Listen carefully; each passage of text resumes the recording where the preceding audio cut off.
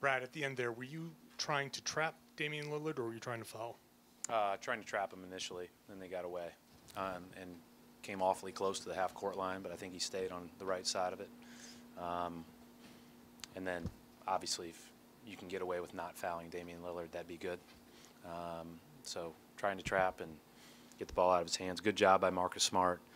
Intentionally missed that free throw, and great job by Kyrie to knock in that shot and gave us a little bit of life there at the end.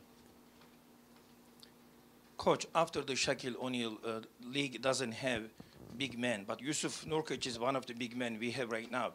So what will be your strategy, especially at the playoffs, teams who has big men, especially Milwaukee, Philadelphia, and Toronto? Well, I think if you look at us in the past against those guys, we've usually played one big at a time for the most part. There's been some times against Philadelphia that we've played double bigs. And Baines is a big part of that, obviously, and will be when he comes back. So Alan Baines will play the majority of those minutes against big posts like that. But we tried to steal a few minutes here or there with Tice on Canner or even Robert Williams for a possession. Marcus Morris played some small ball five, so that Al wouldn't have to play 40 tonight. But because that's hard to do against that size. Those guys are both really good. Adding Canner, I think, really solidifies their ability to score when things get going tough. In the playoffs, when things get tough and you need to be able to throw it on the block to somebody with that second unit or just one of those two guards in the game, that's a good addition, and he did a good job tonight.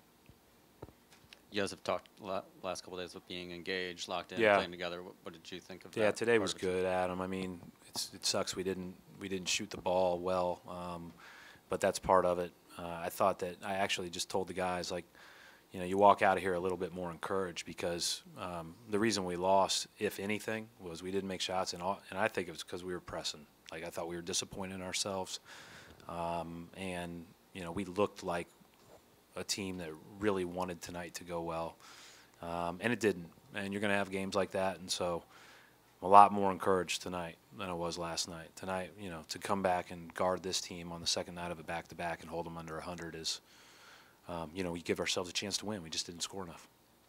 The possession in the fourth quarter with the zone defense, what are you trying to accomplish there going zone, and then what broke down that allowed them to get I need to go back and watch it. We've done that a couple of times. We did it at the end of the first half as well, and it got us another possession right before halftime. You're just trying to break the rhythm, and give them a different look. And, obviously it didn't go well on that possession. But it was good in the Bulls game at the end. It was good at the end of the first quarter. And but, yeah, that possession, I'll go back and watch it, and we'll figure out how to try to not to let that happen again. And then you went to an 8-man rotation without Rozier. I think that's the first time probably you've done that all year. What went into that decision-making? Was it just wanted this one, needed this one? I guess what was that? I'm asking probably the same questions you're asking after the game as maybe those other guys could have given us a little bit of energy or lift, but I thought we were playing hard. I didn't want to I wanted to continue with basically whenever we had to sit two wings, we could bring two wings in, and so ultimately, hindsight might be 20/20. Maybe you play Wanamaker or Ojale, but I didn't have any plans to stick with an 8-man, I didn't have any plans to go much higher than an 8-man tonight. Brad, you talked about the missed shots. They were good looks, but were you happy with the way the offense ran to generate those good looks? At times. Good question. At times. And they are, if you're not making threes and outside shots, they're going to be really hard to score on.